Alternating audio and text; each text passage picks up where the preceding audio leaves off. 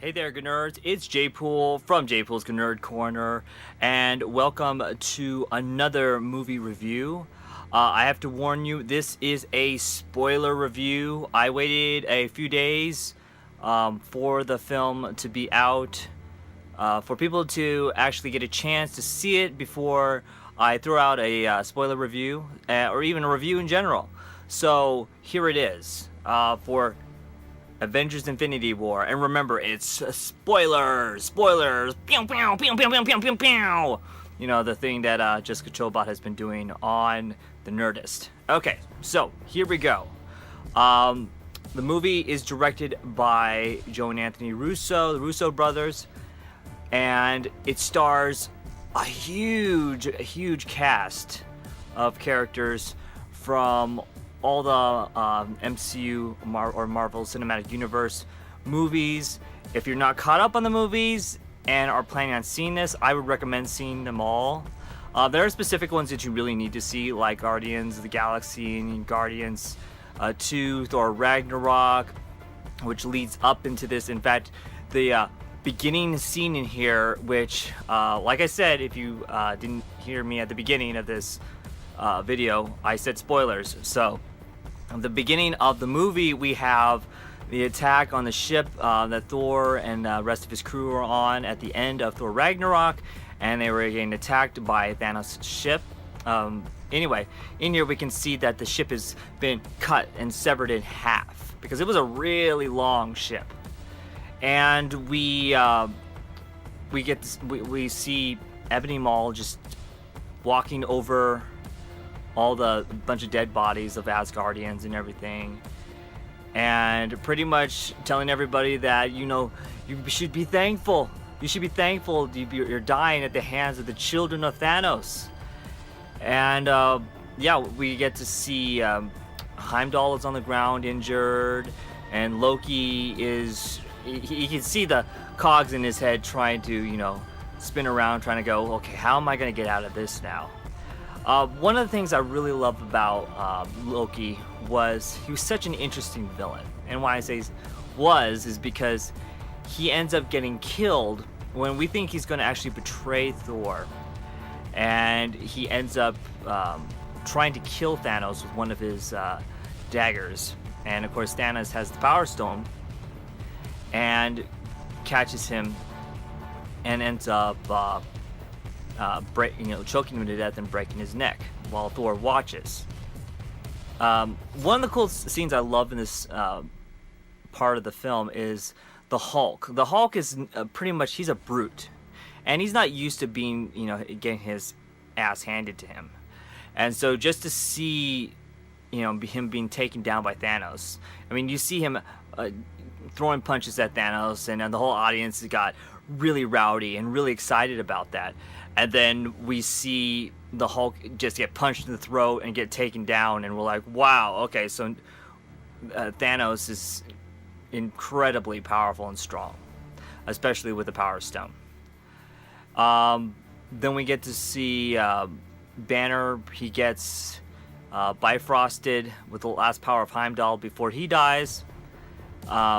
He takes Bruce and bifrosts him all the way down to Earth, and he lands in, you know, literally right in front of Wong and Doctor Strange in the Sanctum, and that's where we get started. He says, you know, he's coming, and they wonder who's coming, and that's when we get the Avengers logo coming up.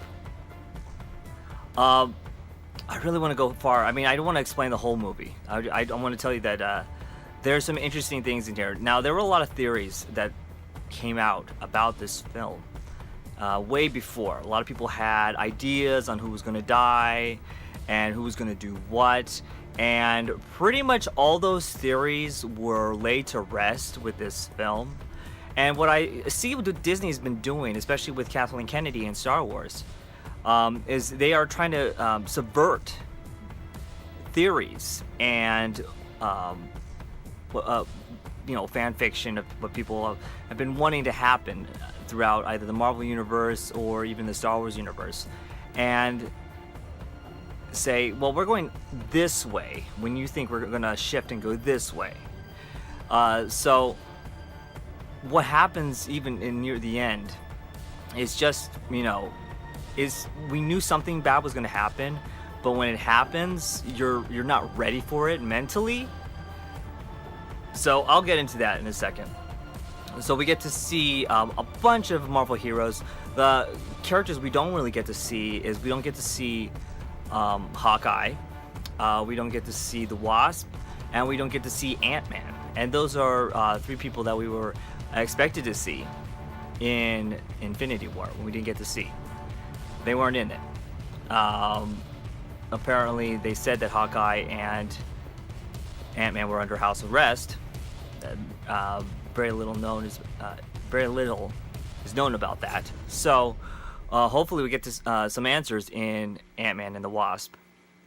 But we get to see Black Panther. We get to go back to Wakanda again. After we just left it, we get to go back. That was pretty cool because we got a faraway shot of the city, and just to see how big the city really is. I mean, we get a pretty good sky view as they're coming in with the jet, but in Black Panther. But here we get to see sort of a faraway view of the city, and it's pretty big. It's pretty cool. Let's see, what else? Oh, the team up between Thor and the Guardians of the Galaxy. That was cool. A lot of jokes there.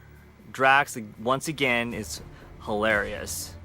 I love the scene where Thor is strewn out on a table, unconscious, and Drax looks at him and he goes, he's not a dude. And he looks at Star-Lord, you're a dude, and then points back down at Thor, this is a man.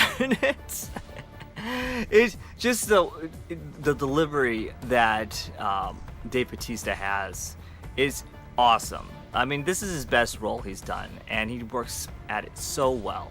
Does such a good job at it. Another character in here I love, one of my favorite lines in here, one of them, there's several, is Mantis. She's been hearing a bunch of different sayings that Star-Lord or Peter has been talking about, and ask what the Guardians do, and she's like, we're here to kick names and take ass. That the whole audience was laughing. I was drinking something and blew out all the pop out of my mouth. And it was really funny. The thing about Marvel movies, and I told a friend about this the other day, that comparison to the darkness of DC movies compared to the darkness of Marvel movies, this movie does have a dark tone, and there are dark Marvel films in the MCU series, and this might be one of the darkest ones. But they have moments of levity and moments of comedy, so that it allows us to breathe, and then punches you in the gut, but still allows you to breathe, allows you to laugh, allows you to smile, even if you don't laugh. And I think that's what's important to understand what Marvel does compared to the DCEU when it comes to movie making. What I find at fault with DC, and I love DC, okay? I love the characters. I love Superman. I love Batman. I love Wonder Woman, The Flash, Aquaman. Maybe not Aquaman so much. Maybe after the movie I'll be like, yeah, Aquaman. But Green Lantern definitely. But what I find unfortunate with DC, what they're doing with their films is they're just too many cooks in the kitchen on these films. The studio wants to really come in and try to take over, and then to give them a time limit like what they do with the Justice League, and say you can only have it under 2 hours. A group movie under 2 hours? Okay, but I'm gonna have to have a lot on the cutting room floor. And you can tell there were scenes that they should have gone on longer, or there were whole sections cut. There's a whole trailer that they released. I believe it was at San Diego Comic-Con. None of those scenes are in the finished product. So yeah, if you really want a movie to work, there can't be too many cooks in the kitchen. Otherwise, there's either too many distractions, or there is not enough general control of the film, and you get people just grabbing, and the creative process gets lost in the mix. So, back to Marvel, and then back to the Infinity War. What I love about this is they took the characters that have never met before and they smashed them together, and they did such a good job. Okay, we get segments of the movie. They're split off into different quadrants of the galaxy, and we get Thor and Teenage Groot and Rocket going off to don't even ask me how to say the name of the neutron star that they have to go. They have to find this place where it creates weapons for the Asgardians, and they are powerful enough to kill gods apparently. And when they introduce one of the ones, what was it? Don't even ask me how to actually say the last name or the name of the character, but we find out that one of the dwarves that makes the weapons, Atre, I don't know. You'll probably correct me down in the comments, but it's Peter Dinklage, and a lot of people didn't know that Peter Dinklage was actually going to be in here, and that some did, and were thinking that he was going to voice a CGI character, but we actually get a giant Peter Dinklage, which is pretty cool. Okay, so we got Peter Dinklage in here, and he helps form Stormbreaker, which is this badass hammer, like battle hammer axe. And we get to find out how strong Thor is. To create this, they had to restart the neutron star that was helping to forge the weapons because it was shut down. And just to see the energy and heat that needs to go through to melt the metal to create Stormbreaker, and Thor has to open the device, open the iris to the star, and he's literally standing in front of it as the energy is surging through him, which makes Thor extremely powerful, like beyond anything that I could imagine. I was like, wow, okay, that makes him a really powerful being. I mean, compared to all the other Avengers, if he can even take that amount of energy through his body. Anyway, Stormbreaker's badass. Stormbreaker, when he brings it to Wakanda to take on the forces of Thanos, the whole audience, like, I saw some people want to just, stand up and like applaud. Everybody cheered throughout the audience. And that again, the battle scene reminded me a lot of like Star Wars Episode 1, when you get all the battle droids on the field. So in Wakanda, they have all these creatures coming at the shield, and they can't seem to get through the shield. And the ones that are getting through the shield are all burnt up, and some that weren't able to got like sliced up into pieces. But it was a pretty epic battle, if I do say so myself. And then of course they have to fight the children of Thanos again. We got some really cool cameos again from a lot of the characters from Black Panther. Shuri came back. I love Shuri. I think it was Letitia Wright. And we got M'Baku with his tribe. It was just cool seeing all those guys back again after just seeing multiple times, but after seeing Black Panther. And we get to see Captain America, Black Widow, and Bucky, and Mark Ruffalo's character he was unable to turn into the Hulk, so he was in the Hulkbuster, and that was cool to actually see him get to use the Hulkbuster, because the Hulkbuster beat him down last time. All right, so let's go back to some of the other characters. Okay, we're nearing the end. All right, so we have another quadrant of the storyline. Is we have Doctor Strange, Peter Parker, aka Spider-Man, and Iron Man. They have all well, they're going after Doctor Strange. He's been captured by Ebony Maw and being taken to Titan. And Spider-Man just got his new Iron Spider suit. And the way I love the scene where he's coming up with an idea how to take out Ebony Maw. Peter Parker's like, did you ever see that old film called Aliens? And the idea of just flushing him out into space, Ebony Maw, was like, that was awesome. But the best part of that scene was as Doctor Strange is being sucked out too, Spider-Man is trying to catch him, and he gets right to the hull of the ship that's been blown out. And all of a sudden, these huge mechanical spider legs pop out of his back. And for people who know what that is, Iron Spider has these huge golden legs that pop out of his back. And just to see that was magnificent. It was like live action on the screen right there, Iron Spider's legs. So that was badass.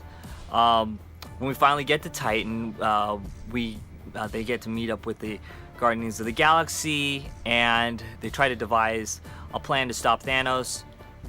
And, well, things don't go the way they hoped for. Thanos returns after a really, really powerful scene, and I really want to get into this scene. So let's go back because they're on Titan, but something else is happening in another part. And we get to actually see Thanos and Gamora, because Gamora gets kidnapped by her father, or adopted father, Thanos, because she knows something and he wants her to tell him. And the thing that he wants is the Soul Stone, and she knows where it is. Anyway, so finally, pretty much forcing her to tell him, because he is torturing Nebula. She takes him to the place where the Soul Stone is, and we get to see an old face. We get to see the Red Skull. The Red Skull's been alive this whole time in this weird form, sort of like it looked like kind of like death, kind of like a wraith. Oop, let's knock that over. Sorry about that. But it almost looked like a wraith from Lord of the Rings. And yeah, that was interesting. He told Thanos that to get the Soul Stone, he needed something that he truly loved, and he needed to sacrifice it. And at that moment, Gamora thought that, you're defeated, you have nothing you really truly love. And Thanos turns around and sheds a tear. And then starts to realize that he really did care for Gamora. He really did think of her as a daughter. With everything that he had done to her people, slaughtering half their civilization and killing her parents, that he actually cared for her. He wanted her to love him.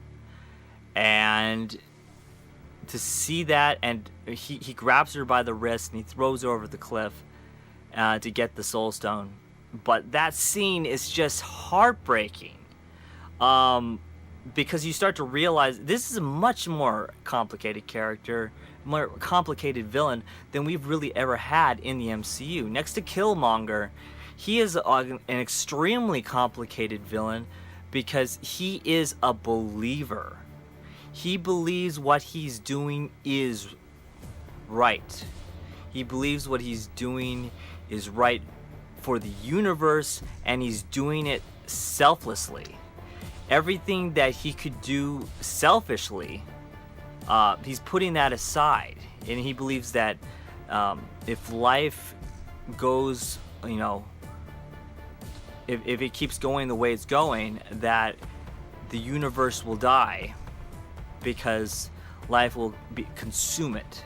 Too many beings out in the universe will consume all the resources, and it will end up destroying the universe. So what he believes is, to balance the universe, he must destroy half of life to do it, or half the beings in the universe to do it. So just an interesting character.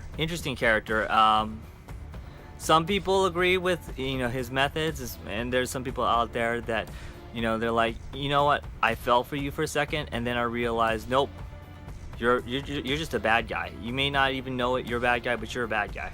So let's go back to Titan with the Guardians and their plan, and that plan just goes to shit in my opinion.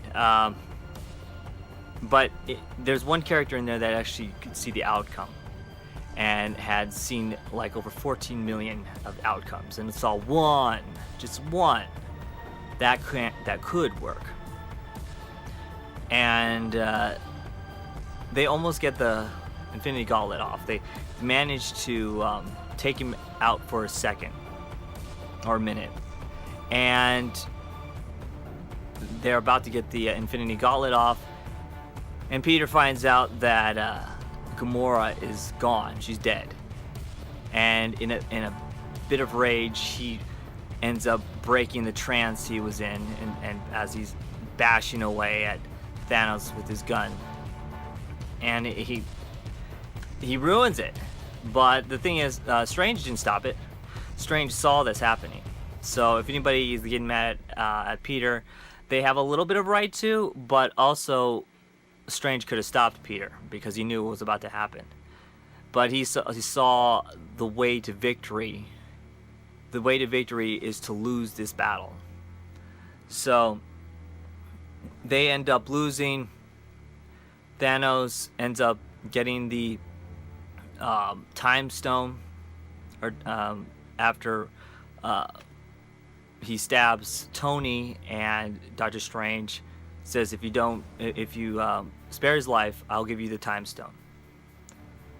And Thanos ends up going back to Earth and fighting off the Avengers and killing Vision after he was just blown up by Scarlet Witch. And then Thanos uses the Time Stone to reverse time and get the Mind Stone out of Vision by just pulling it right out of his head. And then all of a sudden Thor comes in, throws a Stormbreaker into his chest, and before we know it, Thanos just snaps his fingers. And next thing we see is really incredible, as we get to see a scene where he sees young Gamora. It's kind of like a lake, and he's walking right on top of the water, and he sees in the distance this little girl with her back turned, and it's young Gamora, and she turns around and she says this incredible thing. She goes, did you do it?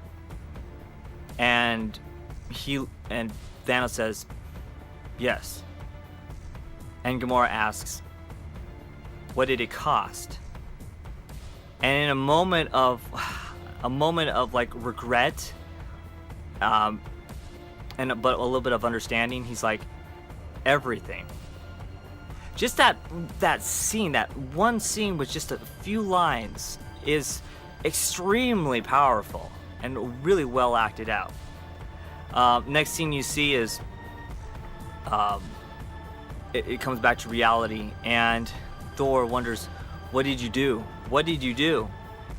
And you can see the gauntlet has been fried from the amount of power it had to use. And Thanos, teleports out of there. And at that very moment, the wind starts blowing throughout the place, and people just start disintegrating. We lose so many people. We lose a lot of people in Wakanda. Let's see. We lose. Let's see. The Falcon.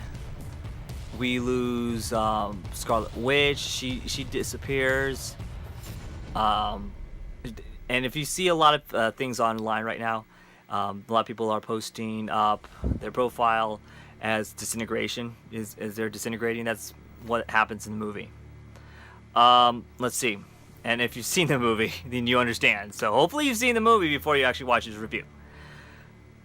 Let's see. Oh, wow, there's so many people that disintegrate. But the hardest one, I think, in there was Peter Parker. Okay, so we do get like a really quick scene with T'Challa. T'Challa disappears right in front of Okoye. And Okoye, man, Denai Guerrera is she's an incredible actress. Just to see, it's like almost, she's speechless. She doesn't know what to do. She doesn't know how to react. I mean, she's just in fear, like, I just lost my king right in front of me. But the hardest one, I think, is Peter Parker. And because of his spider sense, he can sense something is going wrong. Not just there, but through the whole universe. And he looks at Tony, and everybody else around him has been disintegrating except for Nebula and Tony Stark. And Peter is like holding his stomach. He's like, Mr. Stark, I don't feel so well. And then he, and as you can see, he's slowly starting to disintegrate. His suit is starting to come apart by particle. And he falls into Tony's arms, and this was improv, apparently. Russo brothers say that we want you, just to react to how you are, you're leaving, how you're disintegrating. And he apparently came up with this, and he said, I don't want to go, and then fell over, and Tony Stark held him down as he was on his back, and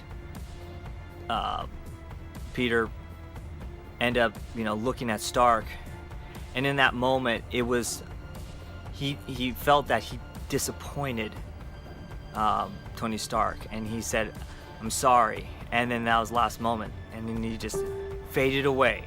Just a scene that right there, I was sitting next to kids for the first showing, and they were in a ball crying, and then I saw some other people down the row, and they were, mouths were open, and they were just in shock. They didn't know how to react, just like the people in here as people were disintegrating. Yeah, so the movie ends with Thanos, what he said in the movie. He's sitting outside of his house on a hillside watching the sunset, and it really matched with the comic books really well.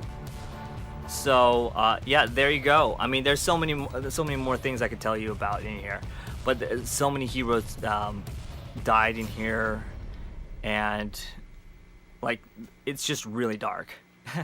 It's really dark, really depressing. I think Marvel did an incredible job, and man, they had balls. They have serious balls to do what they did. End the movie with the villain winning, and the after credits scene, we get to see Maria Hill and Nick Fury, and they disintegrate too. But right before Nick Fury disintegrates, he sends out a call and on his pager, and as his hand is about to drop the pager, it shows on sending, and then the symbol for Captain Marvel pops up on the screen.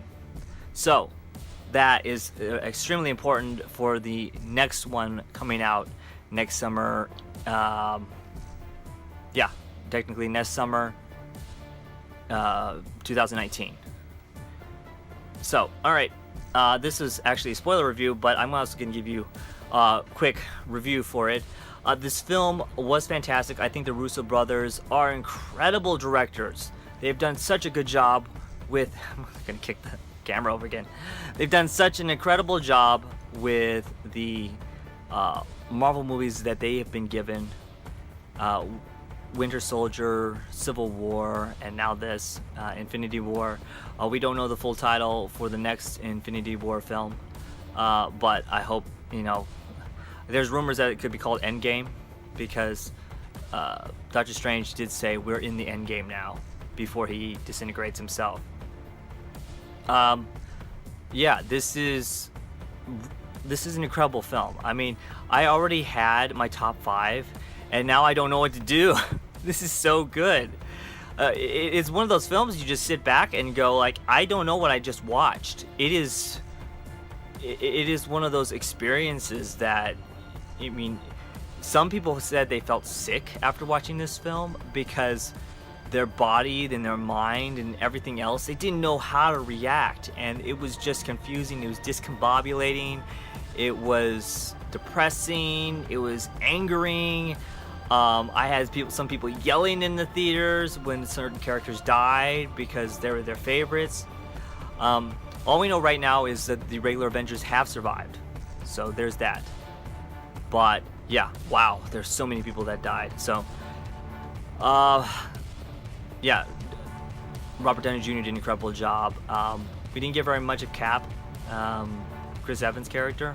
A lot of people thought that he was going to die. He didn't die. So, like I said, the main Avengers, the original OG Avengers, survived. And that's going to be really important. And apparently Ant-Man is going to be important too, to helping them out. So, alright, I give this movie 4.5 stars. Not a perfect movie, but an incredibly well-written, well-executed, and well-directed film. And this is Josh Brolin, aka Thanos' film. This is a magnificent film, a thing that we've never seen before. It's really through the eyes of Thanos, we get so much Thanos in here. After so many years of him just sitting on that chair, we finally get to see him in action, and it paid off in spades. So right now, globally, it has made over $800 million, and looking to close out the week at over $1 billion. It will be one of the fastest, if I remember correctly, movies to get to $1 billion worldwide, and it hasn't even hit the Chinese market yet. So definitely go out to see it. If you have not seen it, I don't know why you're watching this review, but definitely, it is an awesome film. I've seen it multiple times already, so I'm actually contributing to all that domestic box office monies that Marvel is getting right now, or aka Disney. So it's a credible film. I can't wait to come out on Blu-ray so I can just nitpick, just certain things going, okay, well, okay, I missed that, and more not nitpicking, more like pausing scenes, because there's just so much to see. All right, enough rambling. I gave you my rating. Definitely tell your friends about it if they haven't seen it. Tell your family about it. It's an incredible movie. Maybe not for kids. Like I said, kids were really, really sad, especially when Spider-Man died. Yeah, just one hell of a film. Still an experience after the multiple viewings I've seen it at. But you definitely need to see this in IMAX if you haven't seen it in IMAX. Just right in your face, the sound, the visuals, the 3D in your face. Not everything needs 3D, but there are certain scenes in here that are definitely worth 3D. I would like to thank all the viewers for tuning in, and remember to enjoy your chimichanga.